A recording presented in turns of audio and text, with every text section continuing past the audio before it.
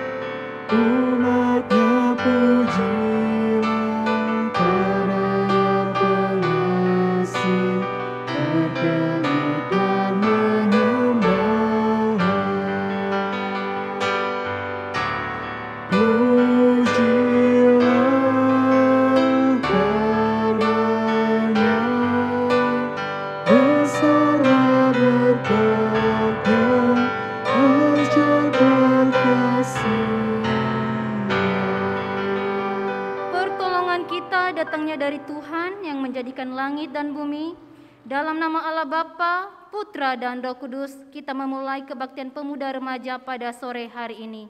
Amin.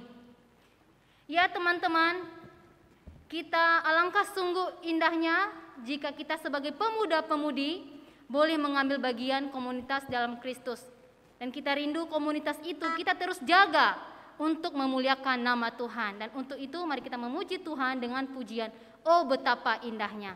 Dengan semangat ya teman-teman.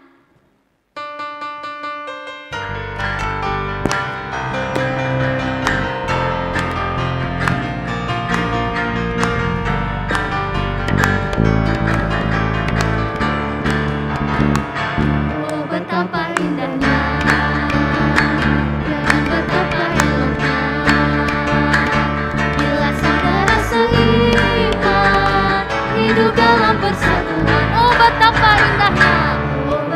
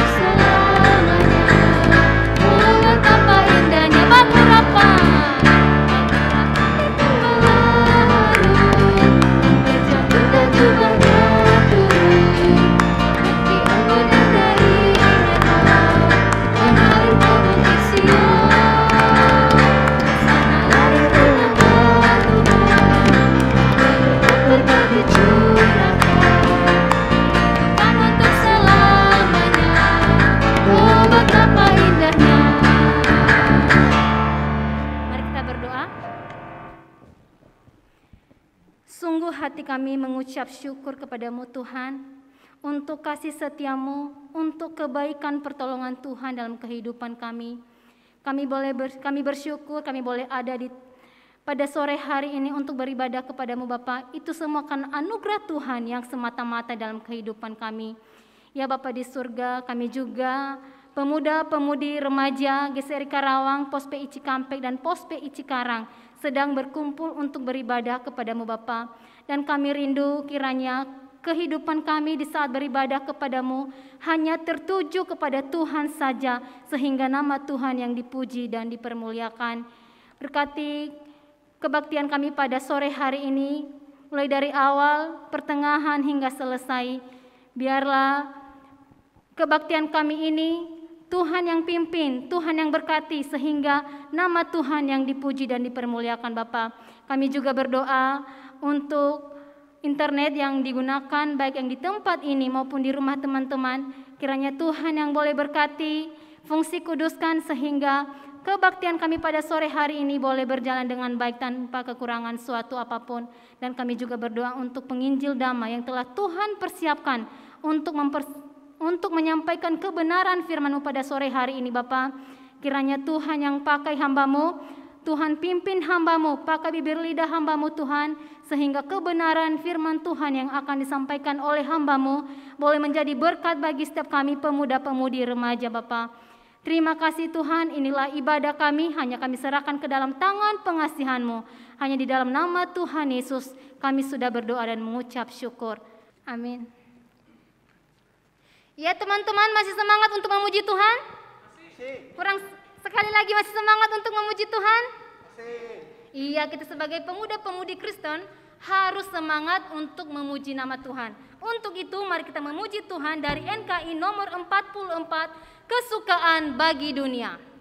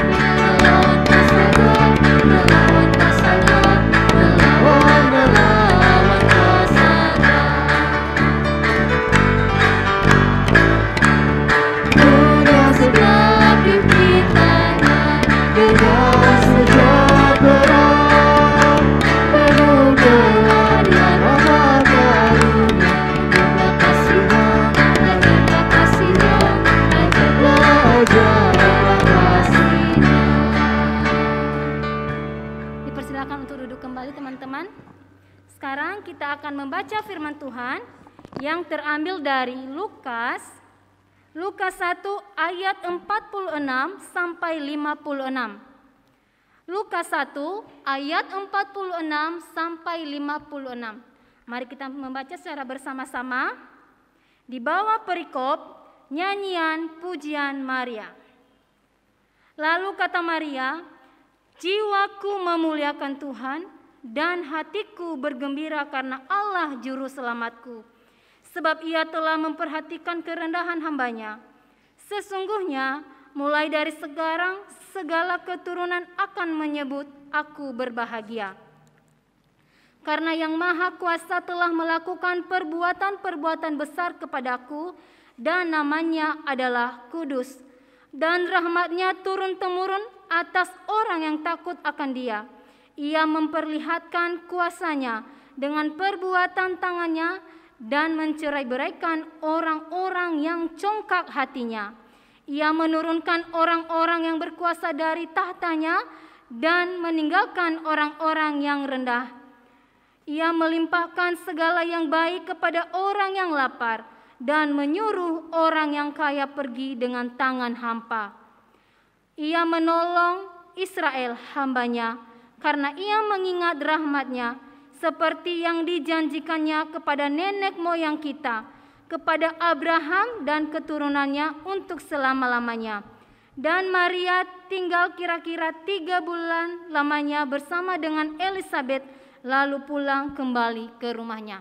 Sekali lagi kita membaca ayat yang ke-46 sampai 47. Ayat 46 sampai 47.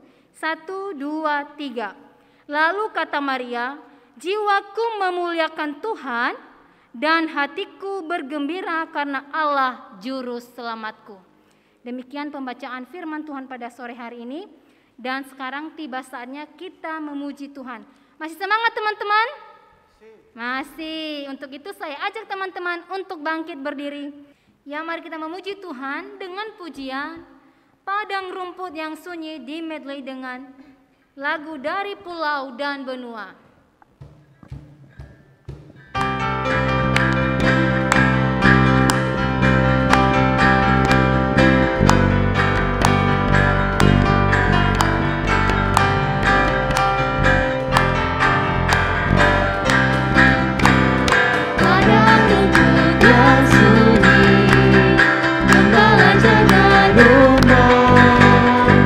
Tiba-tiba berbunyi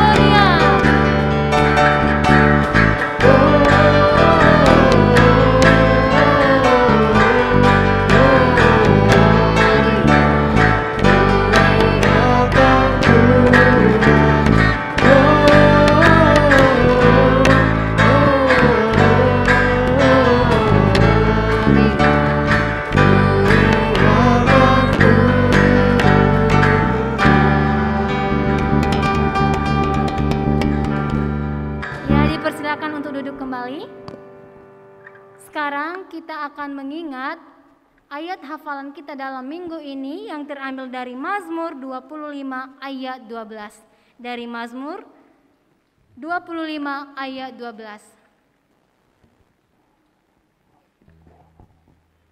Ya, mari kita membaca secara bersama-sama. Siapakah orang yang takut akan Tuhan? Kepadanya Tuhan menunjukkan jalan yang harus dipilihnya. Mazmur 25 ayat 12. Sekali lagi, siapakah orang yang takut akan Tuhan? Kepadanya Tuhan menunjukkan jalan yang harus dipilihnya. Mazmur 25 ayat 12. Ya teman-teman, dan sekarang tiba saatnya kita akan mendengarkan kebenaran firman Tuhan yang akan disampaikan oleh penginjil Dama. Dan untuk itu mari kita persiapkan hati kita, persiapkan pikiran kita. Mari kita memuji Tuhan dengan pujian indahnya Natal di hatiku.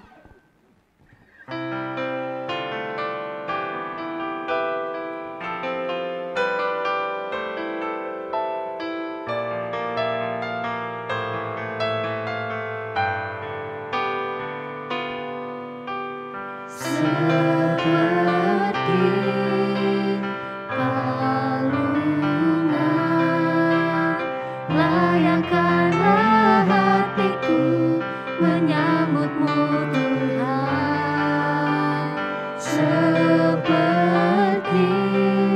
emas kemenyanganmu, biar hidupku berkenan padamu, sebab Natal tak akan berarti tanpa kasihmu. Lahir di hatiku hanya bersamamu, Yesus, ku rasakan selalu indahnya Natal di hatiku. Sekali lagi kita menyanyikan lagu ini. Seperti palungan, layakkanlah hatiku menyambutmu Tuhan, seperti emas kemenyanganmu, biar hidupku berkenan padamu, sebab Natal tak akan berarti tanpa kasihmu.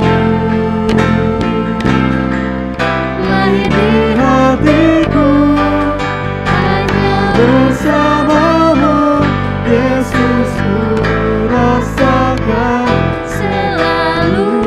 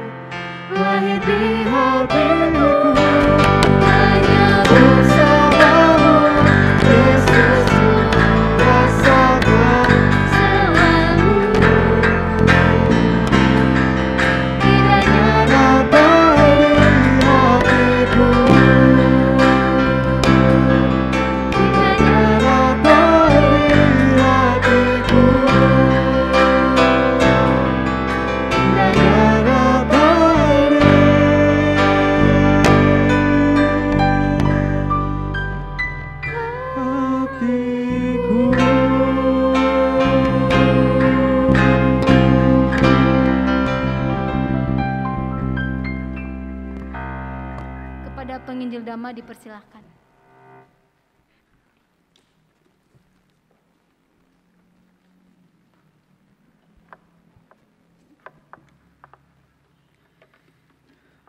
Mari kita tundukkan kepala kita bersatu di dalam doa. Bapa kami dalam kerajaan surga, kami sungguh bersyukur dan berterima kasih Tuhan. Karena pada sore menjelang malam hari ini, kami boleh bersukacita bersama-sama, memuji-muji dan mempermuliakan nama Tuhan. Lebih-lebih kami boleh menikmati kehadiran-Mu di tengah-tengah dunia ini.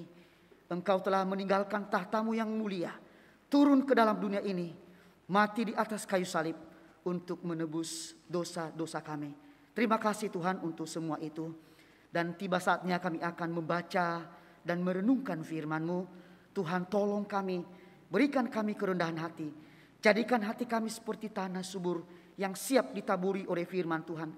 Jadikan kami seperti Samuel kecil yang taat dan dengar-dengaran akan firman-Mu. Jadikan kami seperti Maria yang duduk dekat kaki Yesus untuk mendengarkan firman-Mu. Kami mempertaruhkan jam ini. Berfirmanlah kepada kami ya Tuhan. Kami siap mendengarkan. Di dalam nama Tuhan kami Yesus Kristus, kami berdoa dan mengucap syukur. Amin. Amin. Selamat sore anak-anak muda yang dikasihi oleh Tuhan kita, Tuhan Yesus Kristus. Shalom. Wah, suaranya mana nih ya, anak-anak muda itu identik dengan semangat ya, identik dengan jiwa yang menggebu-gebu begitu ya. Sekali lagi shalom. Ya, puji Tuhan ya. Kita bersyukur karena Tuhan sudah memimpin menyertai kita di sepanjang tahun ini teman-teman ya. Tinggal menghitung hari kita akan melalui dan kita akan melewati tahun ini. Kita akan menyambut tahun yang ada di depan kita. Tahun 2022, tahun yang penuh semangat ya. Tahun yang penuh sukacita. Sama seperti Tuhan menolong kita di tahun ini, di tahun yang akan datang pun Tuhan pasti akan menolong dan memberkati kita. Amin teman-teman. Amin ya. Oleh karena itu pada saat sore hari ini, Kodama mengajak kita untuk merenungkan satu bagian firman Tuhan yang saya ambil di dalam kitab Injil Lukas. Dalam kitab Injil Lukas pasal yang kedua, kita bacakan ayat yang ke-8 sampai dengan ayat yang ke-20 ya. Injil Lukas pasal yang kedua, ayat yang ke-8 sampai dengan ayat yang ke-20. Saya akan membacakan untuk kita, rekan-rekan, teman-teman semua, baik yang ada di gedung gereja ini sebagian, dan juga untuk rekan-rekan yang ada di rumah masing-masing ya. Firman Tuhan berbunyi demikian, gembala-gembala. Di daerah itu ada gembala-gembala yang tinggal di padang, menjaga kawanan ternak mereka pada waktu malam. Tiba-tiba berdirilah seorang malaikat Tuhan di dekat mereka, dan kemuliaan Tuhan bersinar meliputi mereka, dan mereka sangat ketakutan. Lalu kata malaikat itu kepada mereka, jangan takut, sebab sesungguhnya aku memberitakan kepadamu kesukaan besar untuk seluruh bangsa. Hari ini telah lahir bagimu juru selamat, yaitu Kristus Tuhan di kota Daud. Dan inilah tandanya bagimu, kamu akan menjumpai seorang bayi dibungkus dengan lampin dan terbaring di dalam palungan. Dan tiba-tiba tampaklah bersama-sama dengan malaikat itu sejumlah besar bala tentara sorga yang memuji Allah, katanya. Kemuliaan bagi Allah di tempat yang maha tinggi, dan damai sejahtera di bumi di antara manusia yang berkenan kepadanya. Ayat yang ke-15. Setelah malaikat-malaikat itu meninggalkan mereka dan kembali ke sorga, gembala-gembala itu berkata seorang kepada yang lain, marilah kita pergi ke Betlehem untuk melihat apa yang terjadi di sana, seperti yang diberitahukan Tuhan kepada kita. Lalu mereka cepat-cepat berangkat dan menjumpai Maria dan Yusuf dan bayi itu yang sedang berbaring di dalam palungan. Dan ketika mereka melihatnya, mereka memberitahukan apa yang telah dikatakan kepada mereka tentang anak itu. Dan semua orang yang mendengarnya heran tentang apa yang dikatakan gembala-gembala itu kepada mereka. Tetapi Maria menyimpan segala perkara itu di dalam hatinya dan merenungkannya. Maka kembalilah gembala-gembala itu sambil memuji dan memuliakan Allah karena segala sesuatu yang mereka dengar dan mereka lihat. Semuanya itu sesuai dengan apa yang telah dikatakan kepada mereka. Yang berbahagia ialah kita yang membaca firman Tuhan, merenungkannya, serta menjalankannya di dalam kehidupannya sehari-hari. Teman-teman, tema Natal kita tahun ini adalah apa teman-teman? Dia dinamakan apa? Dia dinamakan Immanuel. Artinya bahwa Allah beserta dengan kita. Ada banyak hal memang yang perlu kita takutkan dalam hidup ini. Tetapi ketika Yesus lahir sesungguhnya itu semua menghilangkan ketakutan kita. Dan memberikan kita sukacita. Memberikan kita semangat di dalam menjalani hidup ini. Teman-teman, perintah pertama yang Tuhan berikan kepada manusia menjelang Natal yaitu jangan takut. Itu perintah. Di dalam ayat 10 di sana dikatakan ya. Tetapi kita tidak perlu takut. Kenapa? Karena firman Allah tadi mengatakan ya, ada sukacita besar, ada the great joy. Kalau ada the great joy, kalau ada sukacita besar, maka sesungguhnya itu menghilangkan ketakutan kita. Yaitu kenapa? Yaitu Tuhan Yesus Kristus telah lahir ke dalam dunia ini untuk apa? Yaitu untuk menghilangkan apa? Ketakutan kita. Kalau kita melihat kembali ya di dalam sejarah ya, bahwa manusia pertama yang Tuhan ciptakan adalah siapa teman-teman? Siapa manusia pertama yang Tuhan ciptakan? Yaitu Adam dan Hawa ya. Lalu Adam dan Hawa ini Tuhan tempatkan mereka di sebuah taman yang sangat indah. Yaitu taman apa itu? Taman Eden. Ya. Taman Eden itu taman yang sangat indah. Ya.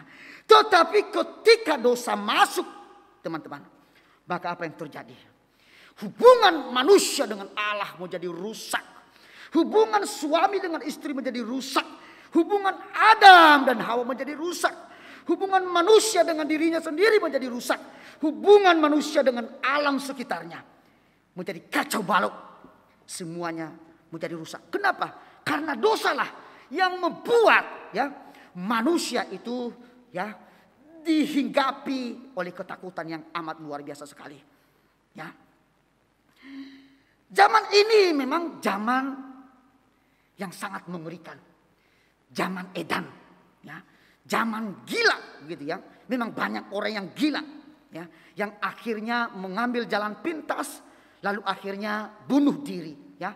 Hanya karena masalah, akhirnya karena tidak kuat menghadapi masalah lalu mengambil keputusan untuk bunuh diri. Maka tidak heran kalau orang Jawa bilang begini ya, zaman ini zaman edan. Kalau tidak edan, tidak keduman ya. Zaman ini zaman edan. Kalau tidak edan, nggak dapat mobil sedan loh. Ini mengerikan memang ya.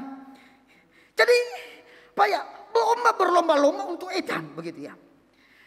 Saya teringat beberapa tahun yang lalu ya. Ada seorang presiden Libya. Presiden Libya itu dia memerintah 42 tahun. Ya. Kalau Soeharto memerintah 32 tahun di Indonesia. Tetapi presiden Libya ini yang bernama siapa namanya? Yang tahu gak? Muhammad Gaddafi, sekalipun sekarang dia sudah meninggal ya. Ya, memerintah 42 tahun. Apa yang dia tidak miliki? Kekayaan, kehormatan, nama besar, tahta dia miliki. Tetapi ketika dia mati, maka dia diderek seperti seekor binatang. Mengerikan sekali ya. Untuk apa memiliki nama besar, kekayaan, ketenaran, kehormatan. Tetapi waktu meninggalnya diderek seperti seekor anjing. Lalu dia berkata, tolong jangan tembak aku. Tolong jangan bunuh aku. Tolong jangan tembak aku. Teman-teman, itulah akibat ya daripada orang-orang ya yang tidak pernah bisa mempergunakan setiap kesempatan dengan baik. Teman-teman, dia mengalami ketakutan yang luar biasa sekali. Ya. Dan takut itu adalah apa? Buah dari dosa. Ketika Adam dan Hawa jatuh ke dalam dosa, maka hal pertama yang mereka alami ialah apa? Ketakutan. Rasa takut. Tetapi Tuhan berinisiatif untuk mencari manusia yang telah hilang itu dari hadapannya. Lalu Tuhan berkata, Adam, di manakah engkau, Adam? Ini adalah penginjilan pertama dalam Alkitab, teman-teman. Di mana Allah sendiri yang mencari manusia berkata, Adam, di manakah engkau? Lalu Adam menjawab, Tuhan, aku takut. Aku takut mendengar langkah-langkahmu di taman ini, Tuhan. Aku takut. Apakah engkau telah memakan buah yang kularang itu, kan? Iya Tuhan, itu Adam. Hawa-hawa yang kau taruh di sisiku. Mereka saling tuduh menuduh, teman-teman. Ya. Saling tuduh menuduh. Adam menuduh Hawa. Hawa menuduh ular. Mereka saling tuduh menuduh satu dengan yang lainnya. Teman-teman, sejak manusia jatuh ke dalam dosa, ketakutan itu sudah menjadi bagian yang tidak terpisahkan lagi dalam hidup manusia. Ya. Semua manusia menghadapi ketakutan, siapapun itu. Anak kecil sekalipun bisa mengalami ketakutan. Pemuda remaja mengalami ketakutan. Orang dewasa pun mengalami ketakutan. Maka tidak heran di zaman kita ini, ya, banyak anak-anak remaja, anak-anak pemuda yang mau bunuh diri. Kenapa? Karena ketakutan sendiri yang mereka alami. Ya. Ada seorang yang bernama Franklin Roosevelt. Ketika dia menghadapi masa-masa sulit sebagai presiden Amerika, lalu Roosevelt berkata begini, "The only thing we have to fear is fear itself." Artinya, hal yang perlu kita takuti adalah ketakutan itu sendiri. Lalu ada seorang lagi yang bernama Francis Bacon. Francis Bacon ini seorang negarawan, seorang hakim, seorang juga ilmuwan dari Inggris yang hidup pada abad yang ke-16. Lalu ia berkata begini, "Nothing is terrible except fear itself." Artinya tidak ada satupun yang begitu mengerikan selain daripada rasa takut itu sendiri. Ada lagi seorang yang bernama Arthur Wellesley. Dia seorang negarawan yang sangat terkenal dari Irlandia.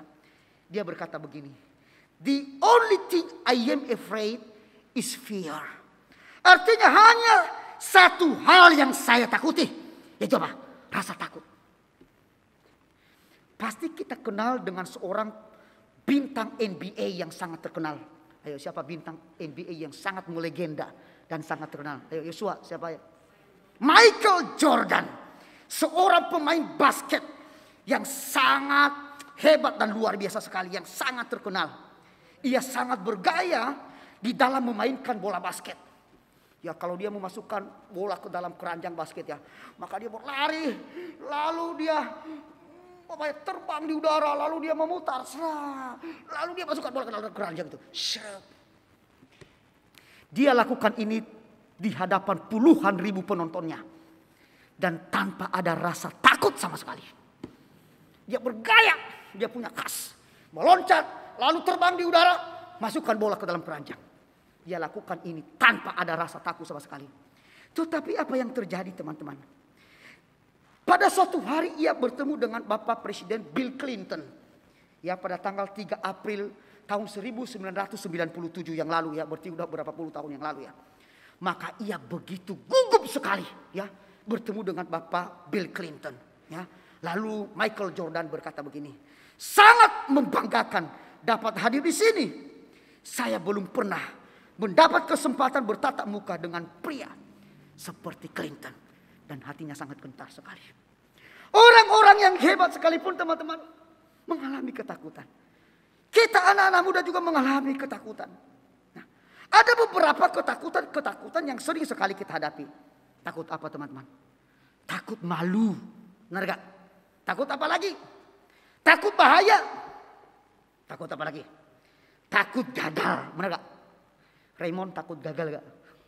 Oh gak takut gagal, wah, berani gagal begitu ya. Wah.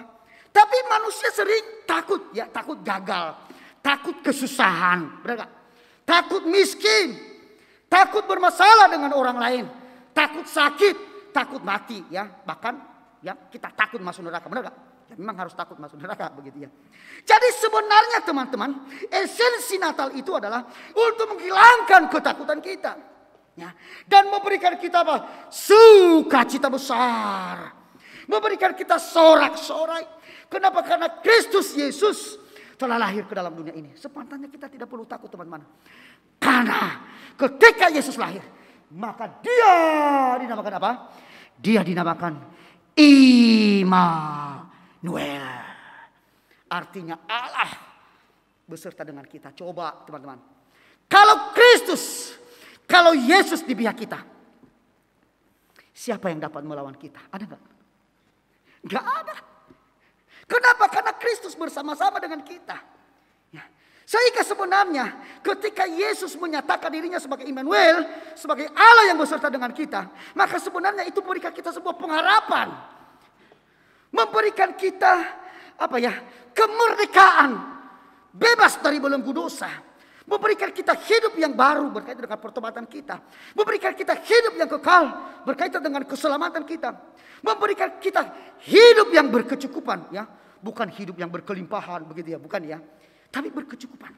Oleh karena itu teman-teman, hilangkanlah ketakutan dan milikilah the great joy itu, sukacita besar, yaitu Yesus. Karena Yesus Kristus telah datang ke dalam dunia ini. Dia rela meninggalkan tahtanya yang mulia. Dia turun ke dalam dunia ini. Lalu ia mati di atas kayu salib untuk menebus dosa-dosa kita. Setelah dia menebus dosa-dosa kita, lalu dia kembali lagi ke surga. Untuk apa? Untuk menyediakan tempat bagi kita. Amin teman-teman. Ya. Oleh karena itu jangan takut. Apa yang engkau takutkan? Ya. Hilangkan ketakutan saudara. Ya. Kenapa? Karena Jesus Immanuel, Yesus beserta dengan kita. Apalagi ada the great joy yang kita miliki, ya, di mana Kristus telah menjadi manusia. God be a man. Oh logos sarx egeneto. Artinya Allah yang menjadi manusia. Luar biasa sekali. Oleh karena itu teman-teman, gak usah takut. Ya. Saya masih ingat apa yang dikatakan oleh Bapak Pendeta Mangapul Sagala ya, beberapa tahun yang lalu ketika beliau mengadakan seminar ya, KKR ya di GSRI Karawang begitu ya. Dia memberikan contoh begini. Kalau Presiden SBY, pada masa itu Presiden SBY, sekarang kan udah Presiden Jokowi sekarang. Oke, Presiden Jokowi ya, misalnya datang di GSRI Karawang, lalu dia duduk di sampingnya Rahel. Nah, gimana Rahel? Wah, bisa nggak Bapak Jokowi datang ke Karawang, lalu dia mampir ke GSRI Karawang, lalu dia duduk di sampingnya Rahel? Bisa nggak? Bisa Rahel? Oh bisa dong. Presiden ya pasti bisa ya. Tapi kalau Rahel datang ke istana, lalu duduk di sampingnya presiden, bisa nggak Rahel? Bisa nggak? Wah, atau Miss Finis ya, dia datang ke istana, lalu dia mau duduk di mana ya? Di tempat duduknya presiden. Bisa nggak Miss Finis? Pasti tidak bisa. Pasti para pasukan di sana mengatakan ada kepentingan apa? Betul ya? Jadi teman-teman, kita bisa melihat di sini ya, Allah menjadi manusia itu berarti Allah itu turun tahta. Ya. Allah itu turun derajat dari Allah menjadi manusia. Bahkan ia rela mati. Bahkan rela mati di atas kayu salib ya, untuk menebus dosa-dosa kita semua. Ya, tadi saya melihat ya di IG ada seorang teman saya, seorang pendeta. Dia sekarang pelayan di GRI Palembang ya. Ya, jadi dia memberikan contoh ya. Kalau turun tahta itu artinya begini, manusia mau menjadi seperti cacing. Raymond mau nggak dari manusia menjadi cacing, turun tahta? Mau nggak Raymond?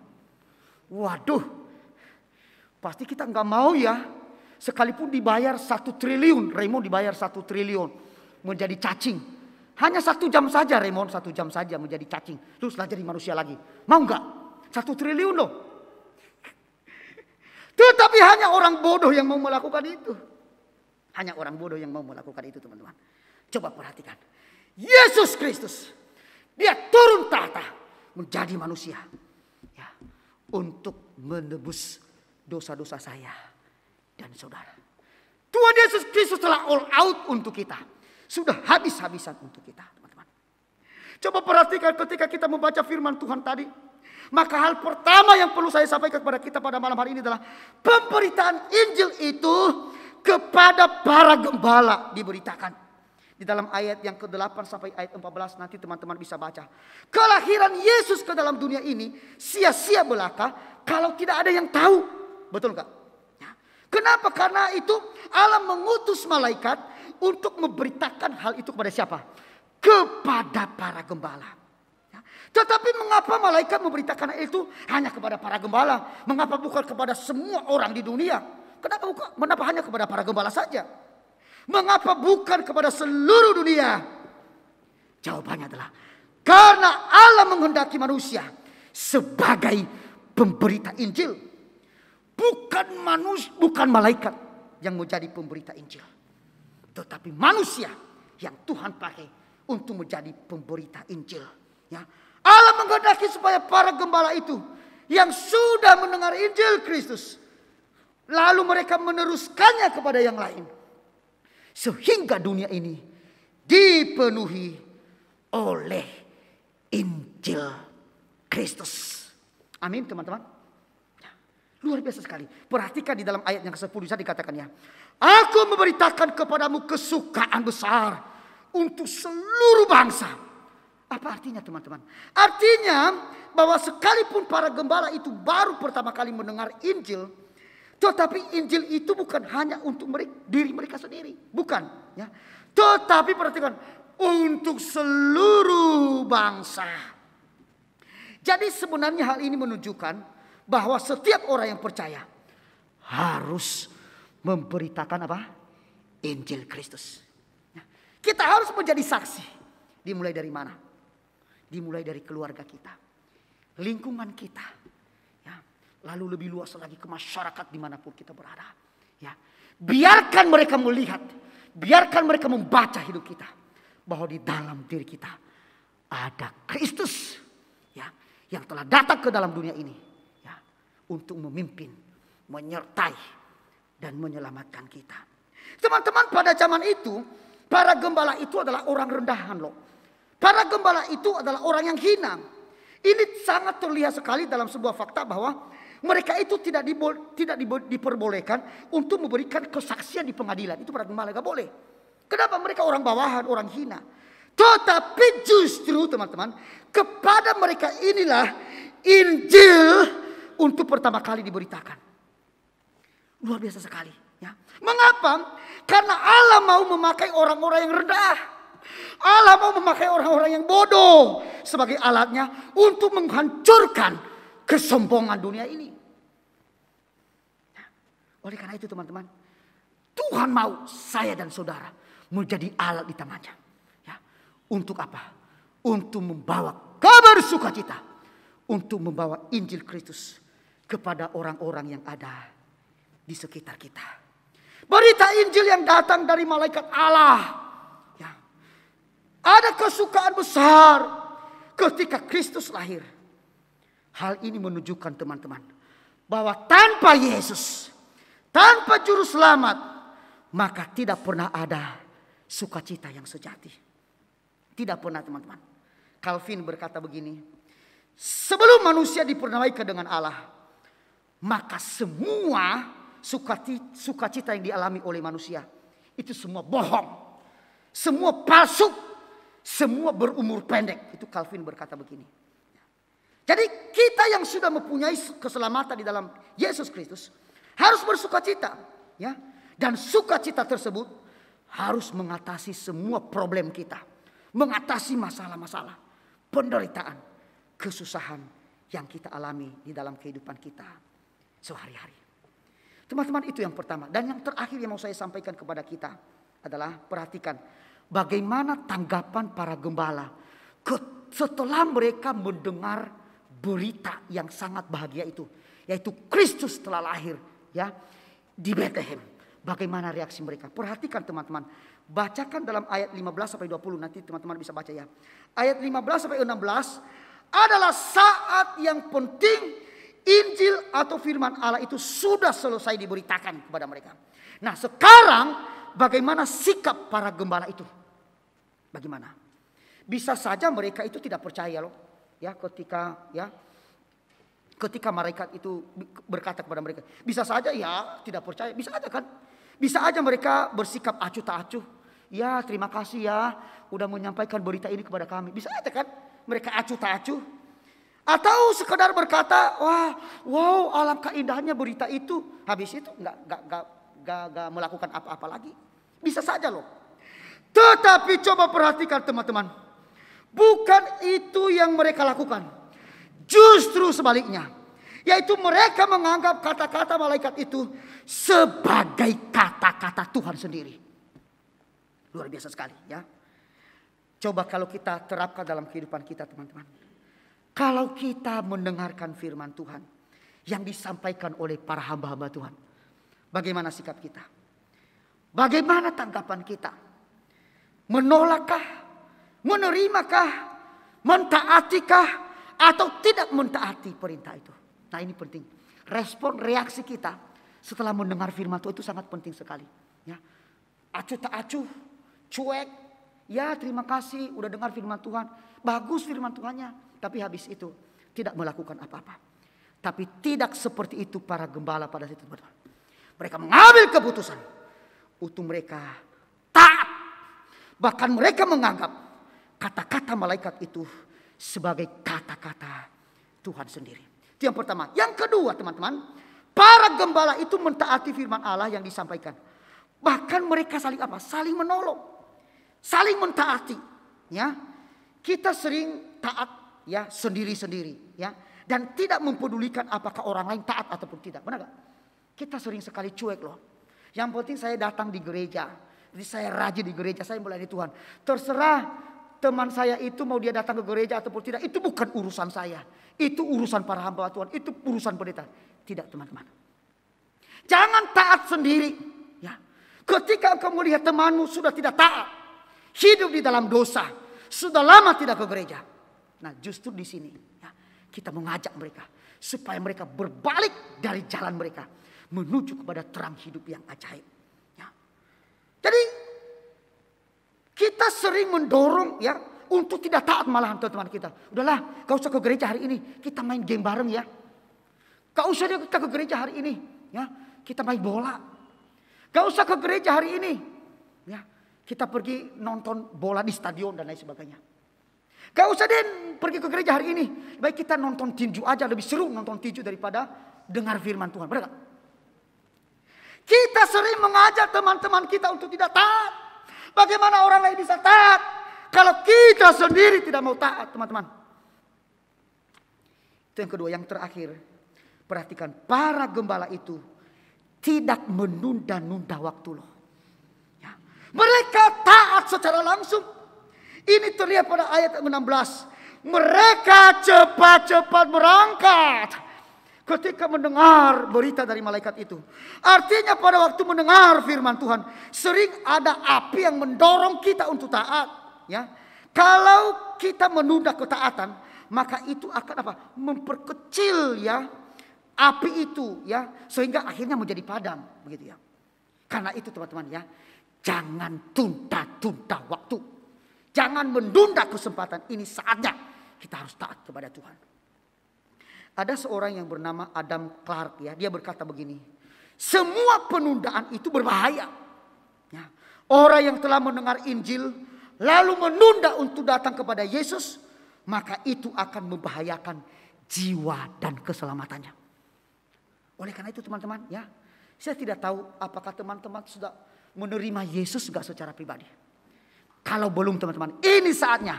Sore malam hari ini saya mengajak teman-teman, buka hati, percaya Yesus, terimalah Yesus sebagai Kristus, sebagai Tuhan dan Juru Selamat dalam hidup kita. Jangan tunda, oh nanti aja deh. Ya. Penundaan itu adalah hal yang sangat membahayakan sekali. Coba sebagai seorang pelajar, kalau ada tugas, kalian tunda terus. Tugas agama, tugas IPA, IPS, PPKN, matematika ditunda terus, kimia, fisika ditunda terus. Apa yang terjadi? Wah, mengerjakannya bagaimana ya? Itu akan terasa berat. Itu bisa membahayakan diri kita sendiri. Yang paling terakhir sekali teman-teman, ya perhatikan. Para gembala itu mengutamakan Yesus lebih dari pekerjaan mereka. Mereka tentu tidak meninggalkan begitu saja domba-domba mereka. Mungkin mereka memasukkan ke dalam kandang lalu menitipkannya kepada para gembala yang lainnya. Tetapi satu hal yang jelas, mereka meninggalkan pekerjaan mereka sebagai seorang gembala demi Yesus. Ini penting teman-teman. Apakah teman-teman mau enggak meninggalkan segala sesuatu demi Yesus? Mau teman-teman? Ini tidaklah gampang. Butuh iman untuk menghasilkan hal yang indah seperti ini. Ya. Tetapi para gembala, mereka mengambil sebuah keputusan besar.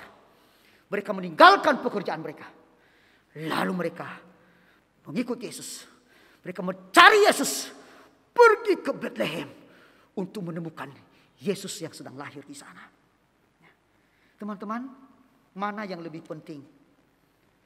Mana yang lebih penting? Studi, pekerjaan, keluarga, atau pelayanan? Atau Yesus kita? Mana yang lebih penting teman-teman? Coba jawab saya. Keluarga penting? Penting. Pekerjaan penting? Ya jelas penting. Kuliah penting? Jelas itu penting juga. Pelayanan penting? Penting. Yesus penting? Penting. Yang mana teman-teman duluan kan? Yang mana teman-teman? Para gembala sudah memberikan contoh kepada kita. Mereka meninggalkan pekerjaan mereka hanya untuk bertemu dengan Yesus. Mereka meninggalkan keahlian mereka sebagai seorang gembala. Mereka mau bertemu dengan Yesus. Lagu yang kita nyanyikan tadi sangat indah sekali. Ya. Indahnya Natal di hatiku. Untuk apa Yesus datang ke dalam dunia ini? Kalau Yesus tidak lahir secara pribadi dalam hidup kita, ada artinya nggak teman-teman? Nggak ada. Tapi Natal berarti, hidup kita berarti, jikalau Yesus lahir secara pribadi di dalam hati kita. Akhirnya teman-teman, hasil akhir yang diperoleh para gembala adalah yang pertama, mereka menjumpai Yesus. Lalu mereka menceritakan berita kesukaan itu kepada orang-orang yang ada di sana. Yang pertama dan yang kedua, mereka kembali sambil memuji dan memuliakan Allah. Bagaimana dengan kita teman-teman? Apakah kita sudah mengutamakan Yesus di atas segala-galanya? Natal itu bukanlah perayaan. Natal itu bukan pernak-pernik Natal. Natal itu bukan menghias gedung gereja dengan sangat indah dan mewah. Bukan teman-teman. Tetapi Natal itu adalah ketika Yesus lahir di dalam hati kita secara pribadi. Oleh karena itu nanti manakala kita menghadapi kesulitan, tantangan dalam hidup ini, jangan takut. Kenapa? Karena Dia dinamakan apa? Immanuel. Artinya Allah beserta dengan kita. Amin teman-teman. Amin ya, biarlah firman Tuhan yang sangat singkat ini boleh memberkati kita, memberikan semangat kepada kita untuk menjalani hidup ini bersama dengan Tuhan kita, Tuhan Yesus Kristus. Mari kita bangkit berdiri bersama-sama. Mari kita berdoa kepada Tuhan. Bapa kami dalam kerajaan surga, kami bersyukur dan berterima kasih Tuhan. Pada saat sore malam hari ini, kami diberikan kesempatan untuk merenungkan firman-Mu. Engkau mengingatkan kepada kami Tuhan, bahwa para malaikat telah datang kepada para gembala untuk membawa kabar sukacita, yaitu Kristus Yesus telah lahir di Bethlehem. Tetapi para gembala itu meresponinya dengan sangat indah. Mereka langsung taat, meninggalkan pekerjaan mereka, lalu datang ke Bethlehem untuk bertemu dengan bayi Yesus yang baru lahir itu. Oleh karena itu Tuhan, tolonglah kami, pimpinlah kami ya Tuhan, manakala kami menghadapi banyak tantangan, pergumulan dalam hidup ini. Biarlah kami boleh mengingat kepada Kristus yang telah menjelma menjadi manusia sejati, yang dimana Engkau adalah Immanuel, Allah beserta dengan kami. Oleh karena itu Bapa, tolonglah kami pada dalam menjalani hidup ini. Biarlah hanya nama-Mu yang ditinggikan, diagungkan, dan dipermuliakan. Teguhkanlah firman-Mu Bapa dalam tubuh, jiwa, dan roh kami. Di dalam nama Tuhan kami Yesus Kristus, kami berdoa dan mengucap syukur.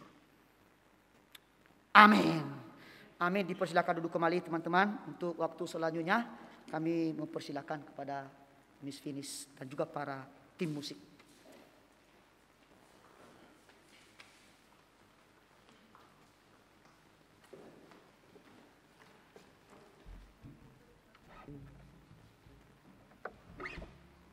Ya, terima kasih kepada penginjil damai yang sudah menyampaikan firman Tuhan pada malam hari ini. Dan kiranya firman Tuhan yang sudah kita dengar boleh memberkati setiap kita di dalam menjalani hari-hari kita bersama dengan Tuhan. Dan untuk itu teman-teman, tiba saatnya kita memberikan persembahan kita untuk Tuhan.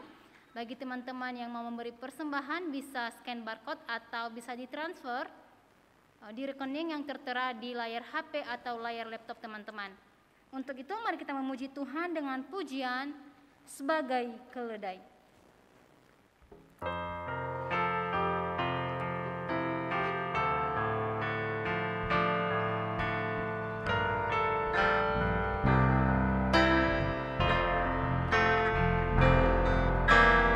Kristus Tuhan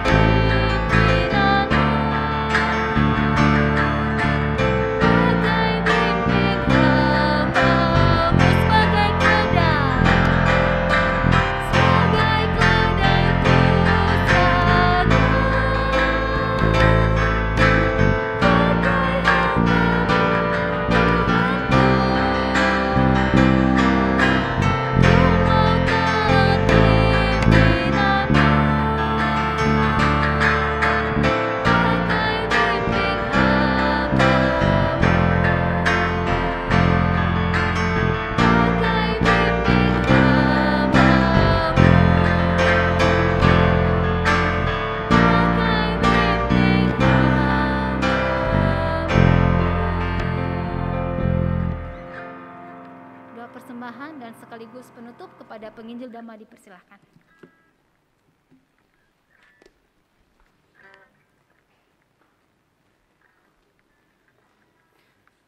Bapa kami dalam kerajaan surga, kami bersyukur dan berterima kasih Tuhan. Pada sore menjelang malam hari ini, kembali kami beribadah kepada Tuhan. Dan Engkau sudah memimpin jalannya persekutuan kami ini ya Bapa, dari awal, pertengahan, hingga pada akhirnya. Segala puji-pujian dari kami untuk hormat dan keagungan bagi Raja di atas segala Raja, Tuhan kami, Tuhan Yesus Kristus. Firman-Mu yang sudah kami dengar pada malam hari ini, ajar kami Tuhan untuk mentaatinya, untuk melakukannya, menghidupinya di dalam kehidupan kami sehari-hari. Sama seperti para gembala taat dan cepat-cepat mereka pergi ke Bethlehem untuk bertemu dengan Yesus. Ajar kami juga Tuhan untuk taat dan melakukan firman Tuhan dalam kehidupan kami sehari-hari. Kami bersyukur juga Tuhan pada kesempatan sore malam hari ini, kami diberikan kesempatan untuk memberikan persembahan kami kepada Tuhan yang tentunya berasal daripada-Mu. Berkatilah persembahan kami ini ya Tuhan. Kuduskan menjadi persembahan yang harum dan yang menyenangkan hati Tuhan. Berkati seluruh anak-anak muda yang sudah memberikan persembahan ini. Berkati kuliah mereka, berkati keluarga mereka, berkati pekerjaan usaha mereka. Bahkan apapun yang mereka kerjakan, biarlah semuanya itu boleh menyenangkan dan mempermuliakan Tuhan. Terima kasih Tuhan, sebentar kami akan meninggalkan tempat ini menuju rumah kami masing-masing. Dan bagi teman-teman yang sedang mengikuti ibadah ini dari rumah mereka masing-masing, Tuhan boleh menolong, menyertai sisa hidup kami di sepanjang sore sampai malam ini. Biarlah Tuhan terus memberikan kami kekuatan, kesehatan. Dan pada hari Minggu besok, biarlah kami boleh datang kembali untuk memuji, memuliakan nama Tuhan. Beribadah bersama-sama melalui kebaktian umum yang pertama dan kebaktian umum yang kedua yang kami adakan melalui gereja Tuhan di tempat ini. Berkati anak-anak muda untuk tergerak hati mereka, untuk datang bersama-sama memuji-muji dan mempermuliakan nama Tuhan. Dan pada kesempatan yang akan datang, Tuhan pertemukan kami kembali untuk memuji-muji dan mempermuliakan nama-Mu. Terima kasih Tuhan. Biarlah kasih dari Allah Bapa, damai dari Tuhan kita Tuhan Yesus Kristus, kekuatan penyertaan dari Allah Roh Kudus menyertai kita dari sekarang sampai selama-lamanya. Amin.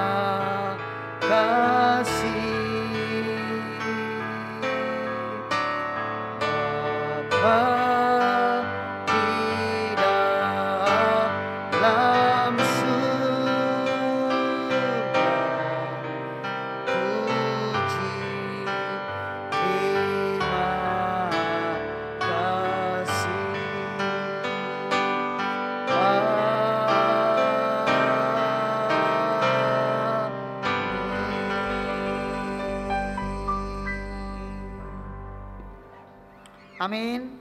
Silakan duduk kembali teman-teman. Silakan saat teduh. Tuhan Yesus memberkati.